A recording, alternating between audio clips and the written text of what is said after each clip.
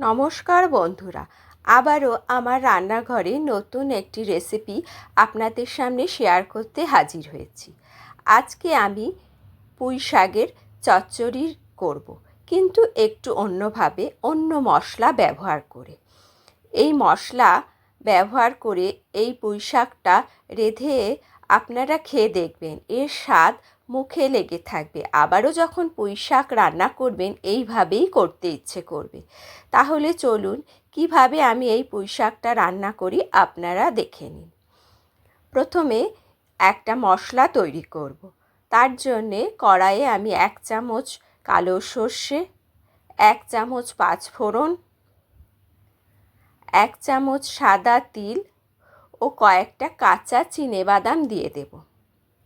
তারপর এগুলো সব কিছু নেড়ে চেড়ে ভালোভাবে একটু ভেজে নেব।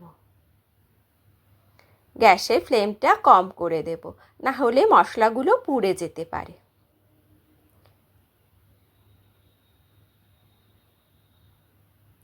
যখন ভাজা হয়ে যাবে তখন গ্যাসের ফ্লেম বন্ধ করে ঠান্ডা করে এটা একটা গুঁড়ো করে নেব।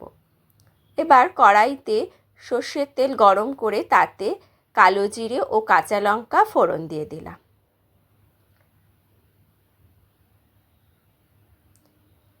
ফোড়ন হয়ে গেলে এবার সবজি দেব। তার মধ্যে ডুমো ডুমো করে আলু ও গাঁঠি কচু কয়েক টুকরো দিয়ে দেব। আলু কচুটা একটু নেড়েচেড়ে ভেজে নেব। বাকি সবজিগুলো পরে দেব। পরিমাণ মতো নুন ও হলুদ দিয়ে দেব। নুন হলুদ আলু কচুর সাথে মিশিয়ে নেব।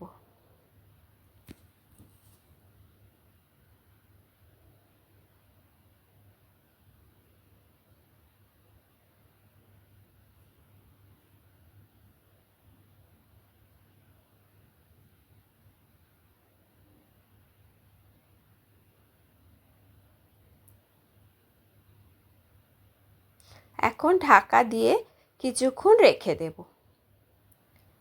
কিছুক্ষণ বাদে আলু কচুটা একটু ভাজা ভাজা হয়ে গেছে। এখন বাকি সবজিগুলো দেব।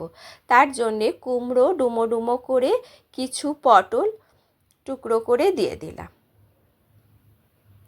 নেড়ে চেড়ে সব কিছু মিশিয়ে নেব। আর এর মধ্যে দেব পুঁই শাকের কিছু ডগা।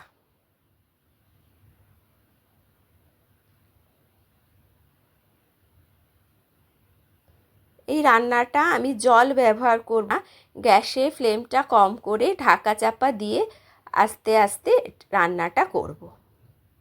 তার জন্যে এটা খেতেও খুব সুস্বাদু হবে। ঢাকা দিয়ে মিনিট 10 রেখে সবজিগুলো একটু নরম করে নেব।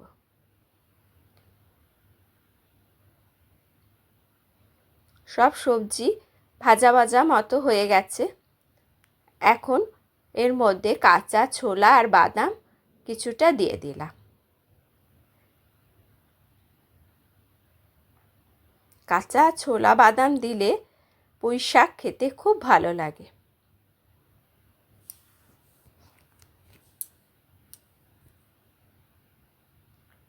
এবার পুঁই শাকের পাতাগুলো ধুয়ে পরিষ্কার করে রেখেছিলাম, সেগুলো এর ওপর দিয়ে দিলাম।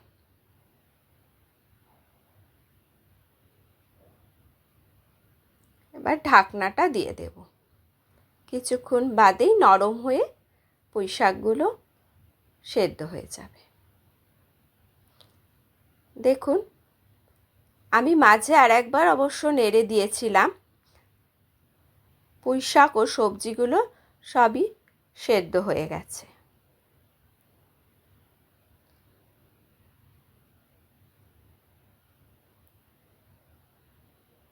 একটু চিনি দিয়ে দিলাম, আর যে মশলাটা গুঁড়ো করে রেখেছিলাম সেটা দিয়ে দেব। এইভাবে পুঁই শাক রান্না করে খেয়ে দেখবেন। মশলাটা ভালো করে মিশিয়ে নেব।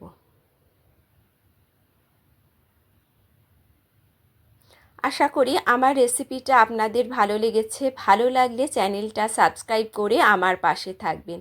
তাহলে আমি আরও নতুন নতুন রেসিপি আপনাদের সামনে শেয়ার করতে উৎসাহ পাব। এবার ঢেকে দেব যাতে মশলার সব ফ্লেভারগুলো সবজির মধ্যে ঢুকে যায়। তৈরি হয়ে গেল পুঁই শাকের চচ্চড়ি।